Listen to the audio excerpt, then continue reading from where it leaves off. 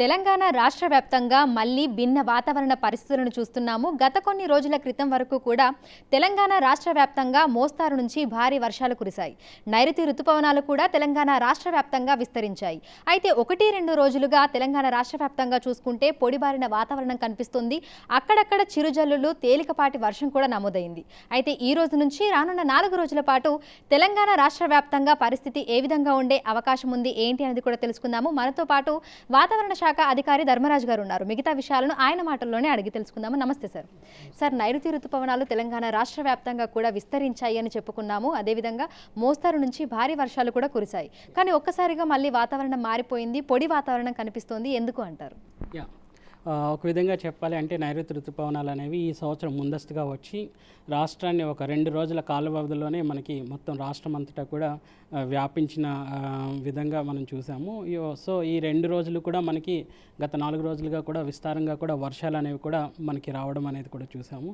తర్వాత మనకి సుమారు ఇటు బంగాళాఖాతం నుంచి ఈ నైరుతి రుతుపవనాలు అనేవి ఇటు ఈశాన్య రాష్ట్రాల వైపు ప్రస్తుతం ఇవి కదలికలు అనేవి ఇటు ఈశాన్య రాష్ట్రాల వైపు కదలికలు అనేవి కనిపిస్తున్నాయి. సో ఎప్పుడైతే నైరుతి రుతుపవనాలు అనేవి ఇటు ఈశాన్య రాష్ట్రాల వైపు కదులుతూ ఉంటాయో ఈ దక్షిణ రాష్ట్రాలకు మాత్రం పొడిబారినటువంటి వాతావరణం అనేది కనిపిస్తూ ఉంటుంది. సో ప్రస్తుతం కనుక చూసుకున్నట్లయితే దక్షిణ రాష్ట్రాల్లో కనుక చూసుకున్నట్లయితే అక్కడక్కడ తేలికపాటి వర్షాలు అనేవి నమోదవుతున్నప్పటికీ కూడా భారీ వర్ష సూచనలు అనేవి ఎక్కడ కూడా ఈ యొక్క దక్షిణ రాష్ట్రాల్లో కనిపించడం లేదు.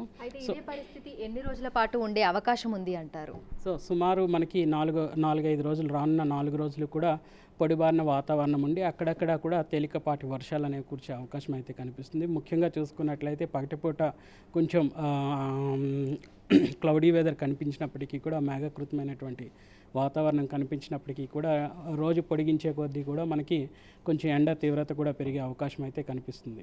అయితే మీరు అన్నట్లుగా ఎండ తీవ్రత అనేది కనిపిస్తుంది, ఉక్కపోత వాతావరణం కూడా ఉంటుంది, దాంతో పాటుగా గాలులను కూడా చూస్తున్నాము. అయితే గాలుల పరిస్థితి ఏ విధంగా ఉంది అంటారు? ప్రస్తుతం కనుక చూసుకున్నట్లయితే రాష్ట్రం మీద దిగువ స్థాయిలో పశ్చిమ గాలులు అనేవి తెలంగాణ రాష్ట్రం అంతటా కూడా వీస్తున్నాయి. ఇటు పశ్చిమ దిక్కు నుంచి ఇటు గాలులు అనేవి మొత్తం రాష్ట్రం అంతటా ఈ యొక్క పశ్చిమ గాలుల విస్తారం అనేది కనిపిస్తుంది. అయితే ప్రధానంగా చూసుకున్నట్లయితే ఈ సమయంలో వాతావరణం ఏ విధంగా ఉండాలి అంటారు? ప్రస్తుతం ఏ విధంగా ఉంది అంటారు?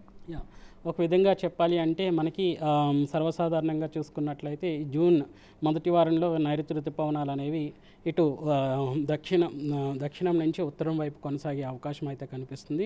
గత కొన్ని రోజులుగా చూసుకున్నట్లయితే అటు మే 24 నుంచి ఈ యొక్క నైరుతి రుతుపవనాలు కేరళ తీరాన్ని తాకిన తర్వాత ఉన్నటువంటి అనుకూల పరిస్థితుల వల్ల ఇవి చాలా చురుగ్గా ఈ యొక్క నైరుతి రుతుపవనాలు అనేవి ఇటు 2 తెలుగు రాష్ట్రాలని కూడా ఒక్క రోజులోనే కవర్ చేయడం కూడా చూసాం, విస్తరించడం. తర్వాత గ్రాడ్యువల్గా ఇటు ఉత్తర ఆదిలాబాద్ జిల్లాల వరకు కూడా వ్యాపించడం. తర్వాత కొన్ని రోజులు మనకి తేలికపాటి నుంచి మోస్తారు వర్షాలు వచ్చినప్పటికీ కూడా ప్రస్తుతం కనుక చూసుకున్నట్లయితే కొంచెం పొడిబారినటువంటి వాతావరణ పరిస్థితులు అనేవి కనిపిస్తుంది. అయితే గరిష్ట ఉష్ణోగ్రతలు ఎంతవరకు నమోదయ్యే అవకాశం ఉంది అంటారు? ప్రస్తుతం ఏ విధంగా ఉంది? ప్రస్తుతం కనుక చూసుకున్నట్లయితే నమోదవుతున్నటువంటి గణాంకాల ప్రకారం కనుక చూసుకున్నట్లయితే సగటు కంటే కూడా తక్కువగానే ఈ యొక్క గరిష్ట ఉష్ణోగ్రతలు అనేవి నమోదవుతున్నాయి.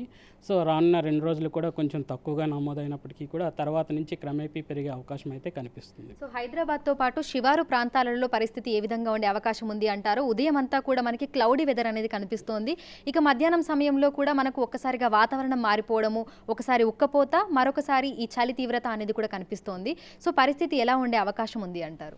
ముఖ్యంగా రానున్న 2 రోజులు కూడా కొంచెం పగటిపూట ఉష్ణ తీవ్రతలు స్వల్పంగా తగ్గినప్పటికీ కూడా ఇటు చూసుకున్నట్లయితే మనకి మేఘకృతమైనటువంటి వాతావరణం అనేది పగటిపూట మనకి కనిపిస్తూ ఉంటుంది. తర్వాత రోజు పొడిగే కొలది కూడా మనకి ఎండ తీవ్రత క్రమేపీ పెరిగి తర్వాత కూడా సాయంత్రం సమయంలో మనకి చల్లటి వాతావరణం కూడా ఉండే అవకాశం అయితే స్పష్టంగా కనిపిస్తుంది. ఈవెన్ నగర శివార్లో కూడా ఇట్లాంటి వాతావరణం అనేది స్పష్టంగా కనిపిస్తుంది. సో 4 రోజుల తర్వాత తెలంగాణ రాష్ట్రంలో మళ్ళీ మోస్తారు నుంచి భారీ వర్షాలు కురిసే అవకాశాలు ఏమైనా ఉన్నాయి అంటారా? ప్రస్తుతం కనుక చూసుకున్నట్లయితే అక్కడక్కడ తేలికపాటి నుంచి మోస్తారు వర్షాలు కురిసే అవకాశం అయితే కనిపిస్తుంది. తర్వాత క్రమేపీ ఈ రానున్న 4 రోజులు కూడా కొంచెం పొడిబారిన వాతావరణం ఉన్నప్పటికీ కూడా వాతావరణ పరిస్థితులన్నీ అనుకూలంగా ఉంటే మళ్ళీ ఈ రుతుపవనాలు అనేవి యథాస్థాయిలో కొనసాగే అవకాశం అయితే కనిపిస్తుంది. Thank you sir, thank you. So ప్రస్తుతం చూసుకున్నట్లయితే కూడా తెలంగాణ రాష్ట్ర వ్యాప్తంగా భిన్న వాతావరణ పరిస్థితులను అయితే చూస్తున్నాము. నైరుతి రుతుపవనాలు తెలంగాణ రాష్ట్ర వ్యాప్తంగా వ్యాప్తంగా విస్తరించినప్పటికీ కూడా పశ్చిమ రాష్ట్రాలకు అవి వెళుతుండడం వల్ల కూడా తెలంగాణ రాష్ట్రంలో పొడిబారిన వాతావరణం అనేది ప్రస్తుతం నమోదవుతున్నట్లుగా కూడా వాతావరణ శాఖ అధికారులు అయితే చెప్తున్నారు. ఇక మోస్తారు నుంచి భారీ వర్షాలు అనేవి 4-5 రోజుల తర్వాత తెలంగాణ రాష్ట్ర వ్యాప్తంగా ఉండే అవకాశం ఉన్నట్లుగా ఈ 2-3 రోజులు మాత్రం తేలికపాటి నుంచి చిరుజల్లులు అదేవిధంగా గరిష్ట ఉష్ణోగ్రతలు కూడా నమోదయ్యే అవకాశం ఉన్నట్లుగా కూడా తెలుపుతున్నారు. వీడియో జర్నలిస్ట్ గౌరవ్తో అంశుమ బిగ్ టీవీ హైదరాబాద్.